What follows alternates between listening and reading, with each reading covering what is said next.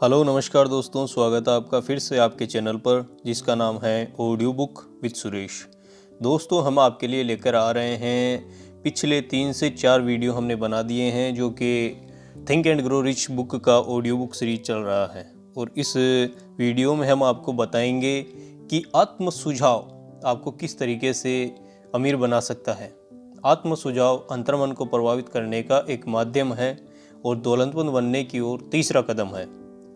पिछले वीडियो में हमने इच्छा शक्ति और विश्वास के बारे में बताया कि किस तरीके से आदमी में काम करने की इच्छा शक्ति हो और विश्वास हो उसको पूर्ण करने की, तभी वह व्यक्ति अपने कार्य को पूर्ण रूप से प्राप्त कर सकता है और पूर्ण कर सकता है।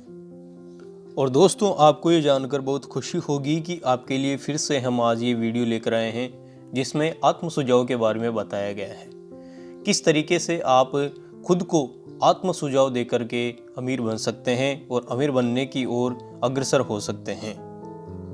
ये बुक नेपोलियन हिल के द्वारा लिखी गई थी जो कि 500 लोगों का इंटरव्यू लेने के बाद में उन्होंने खुद ने जिस तरीके से वह अमीर बने हैं उनको ऑब्जर्व करके इस बुक को लिखा गया है।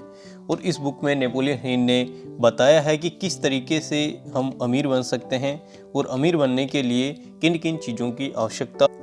हमारी 5 ज्ञानेंद्रियों के द्वारा मन में जो उत्तेजनाएं पहुंचती हैं उसके द्वारा हम खुद को प्रकाशित करते हैं, वह आत्म सुझाव कहलाता है। दूसरे शब्दों में यह भी कह सकते हैं कि आत्म सुझाव खुद को सुझाव देना होता है। यह अंतर्मन और तार्किक मन के बीच संचार एजेंसी का काम करता है। आत्म सुझाव सिद्धांत के द्वारा हम जिन प्रबल विचारों को तार्किक मन में ठहरने की अनुमति देते हैं वे विचार अंतर्मन में पहुंच जाते हैं। कोई भी विचार बिना अंतर्मन में आत्म सुझाव के सिद्धांत की सहायता के बिना नहीं पहुंच सकता है। ब्रह्मांड से कोई भी विचार जो 5 ज्ञानेंद्रियों के द्वारा आपके तार्किक मन में पहुंचता है वह अपने अनुभव द्वारा उसे रोक सकता है या फिर अंतर्मन में पास आकर तार्किक मन अंतर्मन में विचारों को पहुंचाते समय बाहरी गार्ड की भूमिका निभाता है। प्रकृति ने हमें ऐसा बनाया हुआ है कि हमारा अपने विचारों पर संपूर्ण कंट्रोल होता है। हम जिस विचार को चाहें अंतर्मन पर पहुंचा दें या फिर चाहे तो रोक लें। इसका ये मतलब नहीं है कि हम लोग हमेशा इस शक्ति का प्रयोग करते हैं। अधिकांशतः हम इसका प्रयोग नहीं करते हैं। यही कारण है कि अधिकतर लोग गरीबी में अपना जीवन काट देते हैं। जैसा कि पहले भी बताया गया है कि अंतर्मन उस बगीचे की तरह है जिसमें बीज बोए जाएंगे वैसे ही पेड़ उगेंगे। आत्म सुझाव वह नियंत्रण एजेंसी है जिसके द्वारा आप इस फलदार अंतर्मन में सृजनात्मक या फिर घातक विचारों को पहुंचा सकते हैं। जैसा कि दूसरे अध्याय में उन 6 कदमों में से अंतिम कदम में यह वर्णन किया गया है कि उस कथन को दिन ब दिन 2 बार पढ़ें जिसमें आपकी धन कमाने की चाहत के बारे में लिखा गया हो। सिर्फ पढ़े ही नहीं बल्कि महसूस भी करें कि वह धन आपको प्राप्त हो चुका है। ऐसा करने से आप प्रबल विश्वास से भरपूर अपने इच्छा को अंतर्मन में पहुंचाते हैं। लगातार ऐसा करने से अंतर्मन आपको इस स्थिति में ले जा सकता है जहां से आप अपनी इच्छा को भौतिक आकार दे सकते हैं। इससे पहले कि आप आगे बढ़ें, फिर से अध्याय 2 में जाइए और उन 6 कदमों को मन लगाकर फिर से पढ़िए, सुनिए। फिर अध्याय 7 में उन 4 निर्देशों को सुने जिसमें मास्टरमाइंड समूह के संगठन के बारे में बताया गया है। इन दोनों तरह के निर्देशों की तुलना करने पर आप पाएंगे कि कहीं ना कहीं इन सुझावों में आत्म सुझाव के सिद्धांत को अमल में लाने के लिए निर्देश शामिल हैं। याद रखें, अपनी इच्छा के कथन को जोर जोर से सुनने से कोई फर्क नहीं पड़ता है जब तक कि उन शब्दों को भावनाओं का मिश्रण न हो। अगर आप लाखों बार इस प्रसिद्ध एमिल कोई सूत्र को बिना किसी भावना के सुनते हैं, दिन प्रतिदिन हर तरीके से मैं बेहतर हो रहा हूं, तब शायद आपको वे परिणाम नहीं मिल पाएंगे। आपका अंतर्मन उन विचारों पर काम करता है जिनमें भावनाएं मिल जाती हैं। यह इतना महत्वपूर्ण तथ्य है कि इसको हर अध्याय में दोहराया जाना चाहिए। इस समझ का अभाव का ही कारण है कि अधिकांश लोग जो आत्म सुझाव के सिद्धांत को अमल में लाने का प्रयास करते हैं उन्हें अपेक्षा अनुरूप परिणाम नहीं प्राप्त होते हैं। सामान्यतः भावना रहित शब्द अंतर्मन को प्रभावित नहीं करते हैं। आप जब तक अपेक्षा अनुरूप परिणाम नहीं प्राप्त कर सकते हैं, तब तक विश्वास से भरपूर भावनाओं से मिश्रित आपके विचार या फिर शब्द अंतर्मन में नहीं पहुंचते हैं। पहली बार ऐसा करने की कोशिश करें और इन विचारों को भावना न मिश्रित न करके तो निराशा मत होइए। याद रखिए, ऐसा कोई भी नियम नहीं है जो बिना कोई मूल्य चुकाए आपको कोई भी परिणाम दे सके। अंतर्मन को प्रभावित करने की काबिलियत हासिल करने के लिए आपको उसका मूल्य चुकाना पड़ेगा। इस योग्यता को हासिल करने का मूल्य इन नियमों को ढंग से अमल में लाना है। इसमें कम मूल्य पर आप इस योग्यता को हासिल नहीं कर सकते हैं। सिर्फ आप ही हैं जो ये निर्णय ले सकते हैं कि आप जो प्रयास करने का मूल्य चुका रहे हैं वह धन की चेतना की योग्यता हासिल करने के लिए उचित है या नहीं। आत्म सुझाव अमल में लाने की आपकी काबिलियत इस बात पर अत्यधिक निर्भर करती है कि आप अपनी चाहत पर कितनी मजबूती से केंद्रित होते हैं, जब तक आपकी चाहत प्रबल इच्छा में न तब्दील हो जाए। जब आप अध्याय 2 में दिए गए 6 नियमों को अमल में लाना प्रारंभ करें तो ये आवश्यक है कि एकाग्रता के सिद्धांत का प्रयोग करें। यहाँ पर आपको एकाग्रता को प्रयोग में लाने के लिए एक सुझाव दिया गया है। जब आप उन 6 नियमों में से पहले नियम पर अपने मन में एक निश्चित धनराशि सोच लें, गौर करेंगे तो पाएंगे कि इस नियम में किसी निश्चित धनराशि पर आपके विचारों को केंद्रित करने के लिए निर्देश दिया गया है। आंखें बंद करके एकाग्रता पूर्वक उस निश्चित धनराशि पर कम से कम हर रोज तब तक ध्यान लगाना है जब तक वह राशि भौतिक रूप में आपके पास ना आ जाए। जब हर रोज विश्वास के साथ आप इस प्रक्रिया को दोहराएंगे, जैसा कि विश्वास अध्याय में बताया गया है, तो आप खुद को धन अर्जित करने की स्थिति में पाएंगे। यहाँ पर एक महत्वपूर्ण नियम बताया जा रहा है। अंतर्मन उन निर्देशों को स्वीकार करता है एवं उन पर काम करता है जो पूर्ण विश्वास के साथ दिए जाते हैं। इन आदेशों को बार बार दोहराना पड़ता है, तभी अंतर्मन उन आदेशों पर पालन करता है। आप इस वक्तव्य पर विश्वास करें कि आप अंतर्मन के साथ उचित धोखा कर रहे हैं और आप इसे विश्वास दिला रहे हैं, क्योंकि आपको विश्वास है कि जिस धनराशि की आप कल्पना कर रहे हैं वह आपका इंतजार कर रही है। फिर यह आपके अंतर्मन का कार्य है कि वह आपको उस धनराशि को प्राप्त करने के लिए व्यवहारिक रास्ते सुझाए।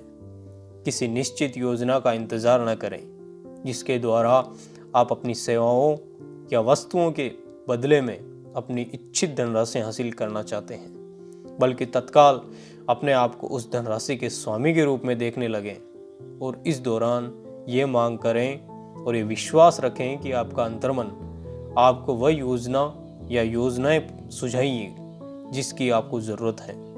इन योजनाओं के बारे में सतर्क रहें और जब वे प्रकट हों तो उन पर तत्काल कार्य करना शुरू कर दें। जब ये योजनाएं आएंगी तो शायद वे आपके मन में छठी इंद्रियों के द्वारा प्रेरणा के रूप में प्रकट होंगी।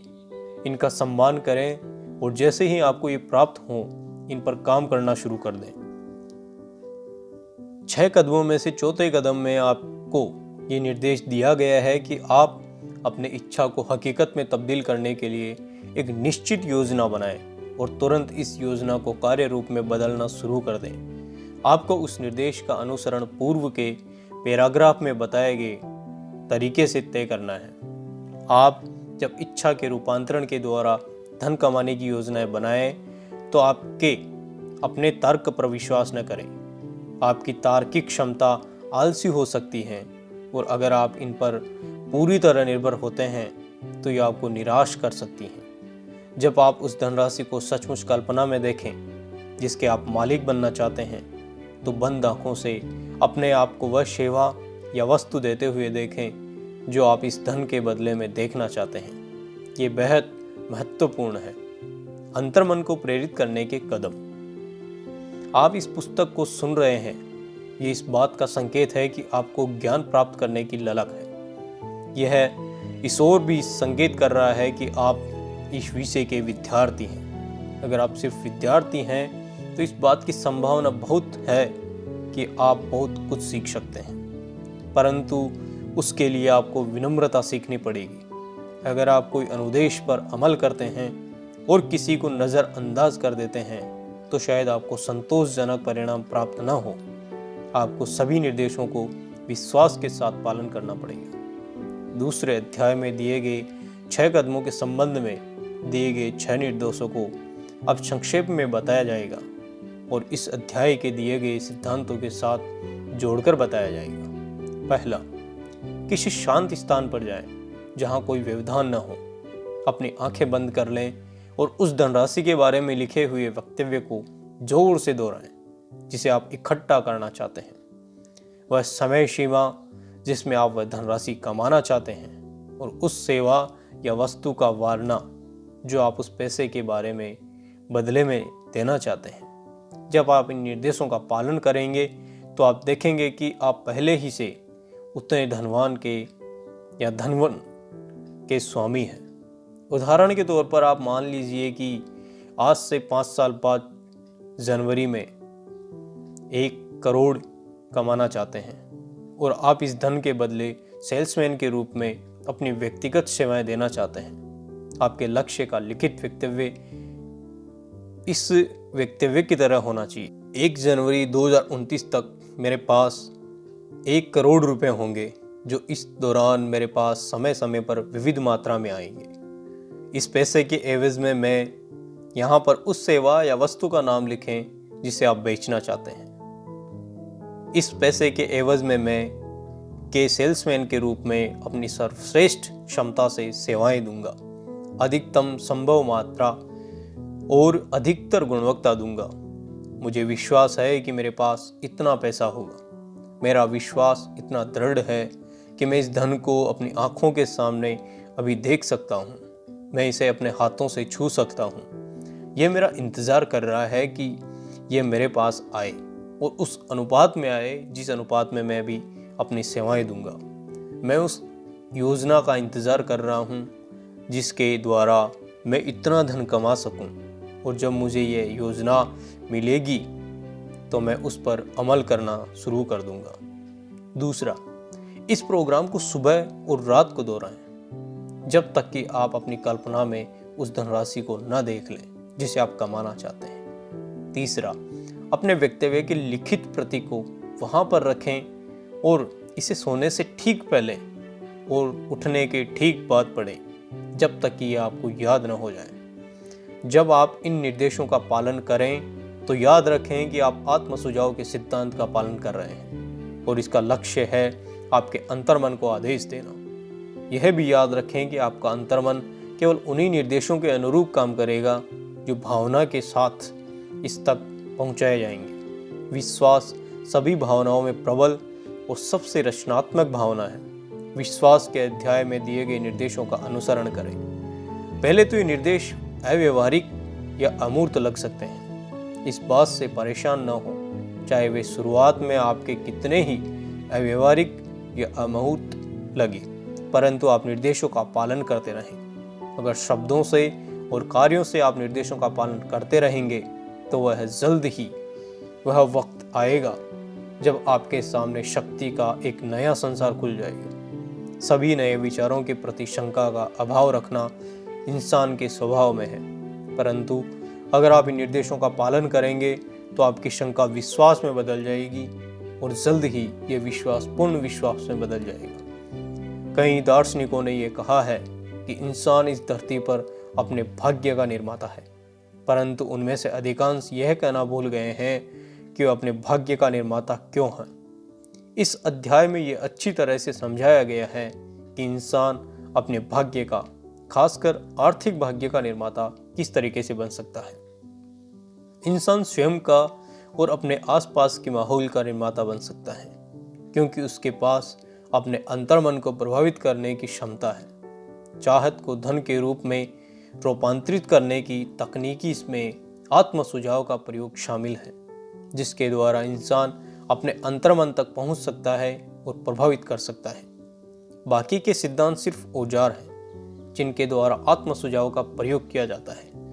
इस विचार को अपने मन में रखें और आप हमेशा सचेत रहेंगे कि आत्म सुझाव आपकी भौतिक सफलता में कितना महत्वपूर्ण योगदान देता है और इस पुस्तक में बताए गए सभी तरीकों से आत्म सुझाव की मदद से आप अपने प्रयासों से कितना अधिक धन कमा सकते हैं। जब आप पूरी पुस्तक सुन लें तो आप दोबारा इस अध्याय पर लौटें और भावना एवं कार्य की दृष्टि से इस निर्देश को अनुसरण करें।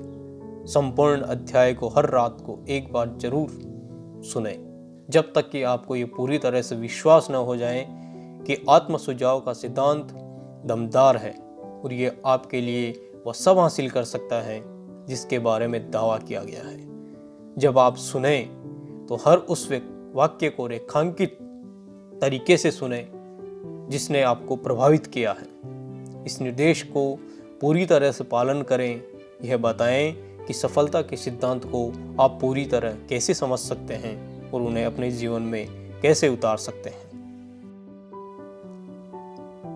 दौलतमंद बनने की ओर चौथा कदम है जिसका नाम है विशिष्ट ज्ञान, निजी अनुभव या अवलोकन।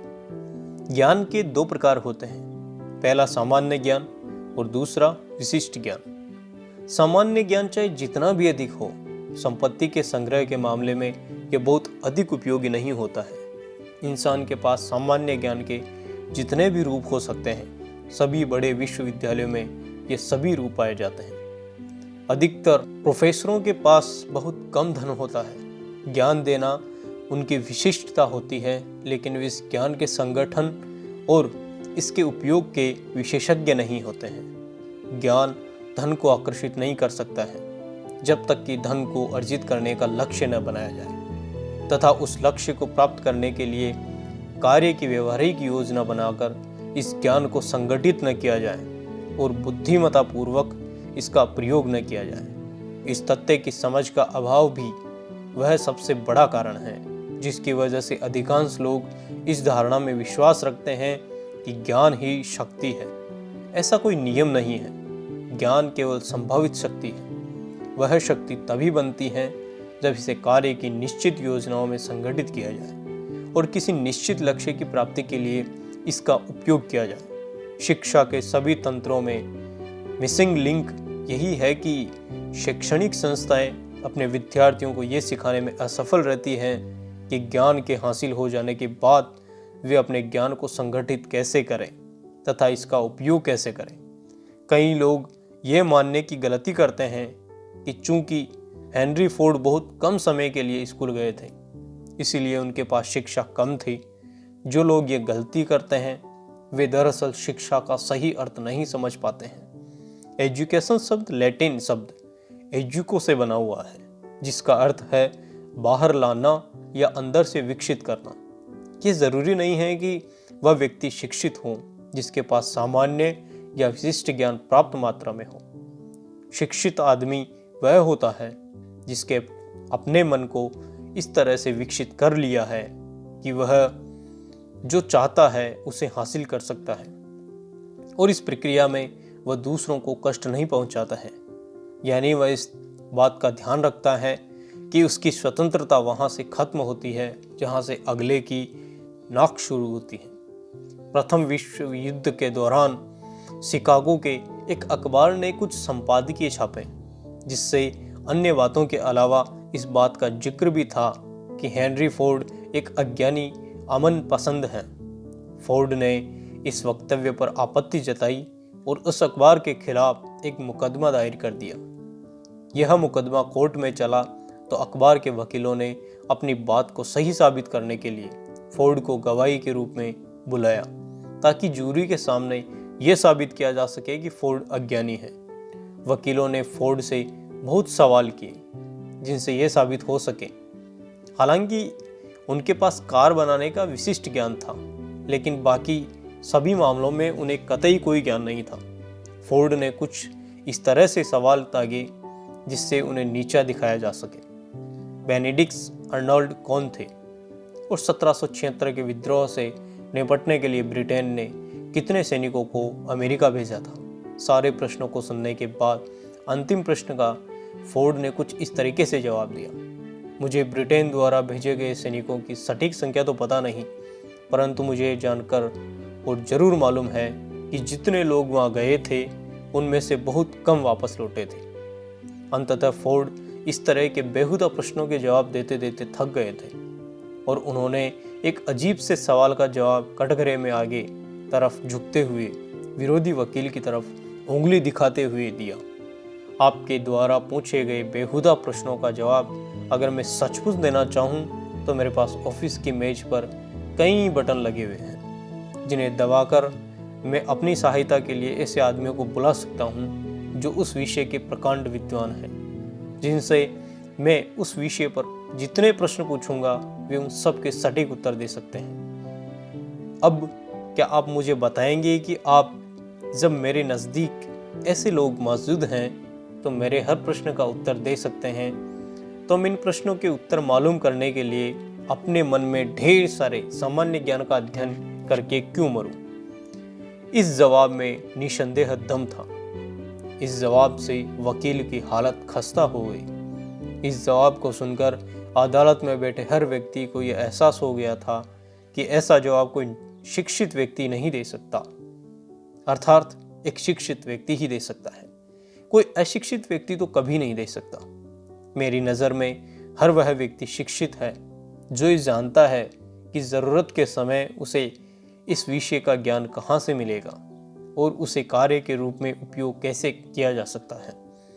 अपने मास्टरमाइंड समूह के सहयोग से हेनरी फोर्ड के पास वह सारा विशिष्ट ज्ञान था जिसकी उन्हें अमेरिका के सबसे धनी व्यक्ति बनाने के लिए ज़रूरत थी। यह ज़रूरी नहीं है कि वह सारा ज्ञान उनके दिमाग में ही हो। एंड्रू कार्नेगी ने यह स्वीकार किया कि उन्हें निजी तौर पर स्टील व्यवसाय के तकनीकी पक्ष के बारे में कतई कोई जानकारी नहीं थी, न ही उन्हें यह सीखने की कोई रुचि थी। उन्हें सिर्फ उत्पादन और बिक्री के विशिष्ट ज्ञान की जरूरत थी। उन्हें यह मास्टरमाइंड समूह के व्यक्तियों से प्राप्त हो गया था। महान भाग्य का संचय करने के लिए शक्ति की आवश्यकता होती है और शक्ति उस संगठित विशिष्ट ज्ञान से प्राप्त होती है। वो विश्वास और उम्मीद दे सकती हैं जिन्हें इतनी अधिक जरूरी विशिष्ट शिक्षा नहीं प्राप्त हो पाई जितना किसी कार्य के लिए जरूरी है। कभी कभी कुछ लोग इतनी जरूरी औपचारिक शिक्षा न मिलने पर ही हीन भावना के शिकार हो जाते हैं। वह व्यक्ति जिसे ये पता होता है कि मास्टरमाइंड समूह के लोगों से वह जानकारी प्राप्त की जा सकती है जो किसी विशेष कार्य के लिए धन अर्जित करने के लिए ज़रूरी है। थॉमस एल्वा एडिसन को ही देख लीजिए। उन्हें स्कूल में पढ़ने का मात्र 3 महीने का ही मौका प्राप्त हुआ था। उन्हें कभी शिक्षित होने की कमी नहीं खली और न ही उनकी कभी गरीबी में मृत्यु हुई। हेनरी फोर्ड को भी बहुत ही कम शिक्षा प्राप्त हुई थी, परंतु उन्होंने काफ़ी धन अर्जित कर लिया था। एडिसन और फोर्ड को अधिक औपचारिक शिक्षा से वंचित होना पड़ा, फिर भी वह सफल हुए। यह तथ्य आज के युवा लोगों के बीच में पढ़ाई छोड़ देने के लिए प्रोत्साहित नहीं करती है। आज के दौर में व्यापार की अच्छी शुरुआत करने के लिए एक नियत औपचारिक शिक्षा की खास जरूरत होती है। बेशक ये लोग अपवाद हैं। वेंडी रेस्टोरेंट की श्रृंखला खोलने वाले देव थॉमस ने भी पढ़ाई बीच में ही छोड़ दी थी, पर सफलता हासिल करने के बाद उन्होंने युवाओं को अपनी पढ़ाई जारी रखने के लिए प्रेरित किया, यहाँ तक कि वे खुद इसका उदाहरण बने और अपना हाई स्कूल का डिप्लोमा पढ़ाई छोड़ने के 45 साल बाद हासिल किया था। उन्होंने जनरल एजुकेशन डेवलपमेंट GED की परीक्षा में बैठे और उन्हें उत्तीर्ण किया। यह परीक्षा लगभग समकक्ष थी। उन्हें यह डिप्लोमा उनके समुदाय के एक विशेष समारोह में दिया गया था। थॉमस ने उस दिन विद्यालय के 500 विद्यार्थियों को संबोधित किया। हाई स्कूल की शिक्षा बीच में छोड़ देने की वजह से मैं बहुत परेशान रहा। मुझे ऐसा लगता है कि अब बहुत देर हो चुकी है, परंतु अब मुझे ऐसा लग रहा है कि शिक्षा अर्जित करने के लिए कभी भी देर नहीं होती है। उम्मीद है कि यह उन लोगों को भी प्रेरित करेगा। डिप्लोमा हासिल करने के लिए प्रेरणा उन्हें तब मिली जब वे अपनी जीवनी डेव्स वे को प्रमोट करने के लिए देश के विभिन्न भागों में कार्यक्रमों में शामिल होते थे। कई शहरों में वे हाई स्कूल पास पत्रकारों से मिलते और बच्चों को अधिक से अधिक शिक्षा प्राप्त करने के लिए प्रेरित करते। पर उन्होंने बताया कि ये हाई स्कूल पास पत्रकार बड़े चालाक होते हैं। वे अक्सर मुझसे पूछते हैं जब आप ये कहते हो कि शिक्षा बहुत ज़रूरी है, फिर आपने अपनी पढ़ाई बीच में क्यों छोड़ दी? आपकी करनी और कथनी में इतना फ़र्क क्यों है? सच बताऊं, मेरे पास कोई जवाब नहीं होता था। इसीलिए मैंने निर्णय लिया कि मैं हाई स्कूल डिप्लोमा लेकर ही रहूंगा। अब उनका उद्देश्य उन लोगों को शिक्षा जारी रखने के लिए बढ़ावा देना है जिन्होंने किसी कारणवश बीच में ही पढ़ाई छोड़ दी है, क्योंकि शिक्षा हासिल करने के लिए कभी देर नहीं होती है। मैं लोगों को बताता हूँ कि अपनी अपनी पढ़ाई पूरी कर लें, जितनी आप कर सकते हैं। मैंने पढ़ाई छोड़ने के 45 वर्षों के बाद डिप्लोमा हासिल किया है। सच ही तो है, शिक्षा हासिल करने के लिए कभी देर नहीं होती है। थॉमस ने आगे जोड़ा, जब तक मेरी जिंदगी में प्राप्त उपलब्धियों में यह सबसे महत्वपूर्ण उपलब्धि है। दोस्तों, अब यह जानना जरूरी है कि ज्ञान को कैसे खरीदा जाए। सबसे पहली बात तो यह है कि आप ये जान लें कि आपको किस विशिष्ट ज्ञान की जरूरत है। साथ ही आपको यह भी पता होना चाहिए कि आप उस ज्ञान से कौन सा लक्ष्य हासिल कर सकते हैं। बहुत हद तक जीवन में आपका प्रमुख लक्ष्य वह लक्ष्य है जिसके लिए आप काम कर रहे हैं। यह तय करेगा कि आपको किस ज्ञान की आवश्यकता है। इस प्रश्न का जवाब मिल जाने के बाद आपका अगला कदम यह होगा कि आप यह सही जानकारी हासिल कर लें और इस ज्ञान के विश्वसनीय स्रोतों को खोजें। इनमें से अधिक महत्वपूर्ण है अपना अनुभव और शिक्षा, दूसरों के सहयोग के द्वारा उपलब्ध अनुभव शिक्षा। कॉलेज और यूनिवर्सिटी, सार्वजनिक पुस्तकालय, इंसान ने अब तक जितना ज्ञान हासिल किया है वह सारा ज्ञान पुस्तकों और पीरियोडिकल्स के द्वारा हासिल कर लिया है। विशेष प्रशिक्षण कोर्स जब ज्ञान हासिल किया जाए तो उसके बाद अपने निश्चित लक्ष्य के लिए योजना बनाकर इस प्रयोग में लाया जाए। ज्ञान का कोई मूल्य ज्ञान की जरूरत है, ज्ञान का कोई मूल्य ज्ञान की जरूरत है। फिर ये जाने कि यह विशिष्ट ज्ञान आपको किन विश्वसनीय स्रोतों से मिल सकता है। हर क्षेत्र में सफल लोग अपने प्रमुख लक्ष्य, बिजनेस या प्रोफेशन से संबंधित विशिष्ट ज्ञान हासिल करते ही रहते हैं। यह सिलसिला कभी खत्म नहीं होता। जो लोग सफल नहीं हैं वे आमतौर पर इस गलतफहमी के शिकार होते हैं कि स्कूल की पढ़ाई खत्म करने के बाद सीखने का दौर समाप्त हो जाता है। सच्चाई यह है कि स्कूल की पढ़ाई तो सिर्फ विद्यार्थियों को वह रास्ता भर है जिसके द्वारा व्यवहारिक ज्ञान हासिल किया जा सकता है। आज का युग विशिष्टता का युग है। कोलंबिया यूनिवर्सिटी के placement director Robert P business management, computer science, mathematics, chemistry जैसे विषयों की पढ़ाई किए होते हैं उन्हें तवज्जो देते हैं, क्योंकि ऐसे व्यक्तियों को बड़ी जल्द ही उत्पादन में लगाया जा सकता है, बजाय उन विद्यार्थियों के जिन्होंने कला की व्यापक किंतु उत्पादन के लिहाज से अनुपयोगी पढ़ाई की है। कई ऐसे विद्यार्थी होते हैं जिनमें बहुत योग्यता होती है, पर 18 से 20 वर्ष की उम्र में वे निश्चित नहीं होते हैं, जिस वजह से वे किसी विशिष्ट कोर्स को नहीं चुन पाते हैं जिससे उनका करियर बन सके। इनमें से कई लोगों ने ग्रेजुएशन में विविध पढ़ाई करने के बावजूद पोस्ट ग्रेजुएट में करियर उपयोगी शिक्षा हासिल कर सकते हैं। इस पुस्तक के युवा पाठकों को और युवा लोग जो सुन रहे हैं उनको किसी करियर उपयोगी कोर्स के लिए तब तक नहीं भागना चाहिए जब तक कि वे इसके अवसरों और नुकसान की संपूर्ण जानकारी नहीं हासिल कर सकते। कई यूनिवर्सिटी और कॉलेज इन सभी के बारे में गाइडेंस उपलब्ध कराते हैं जिससे विद्यार्थी अपने लिए सही निर्णय ले सके।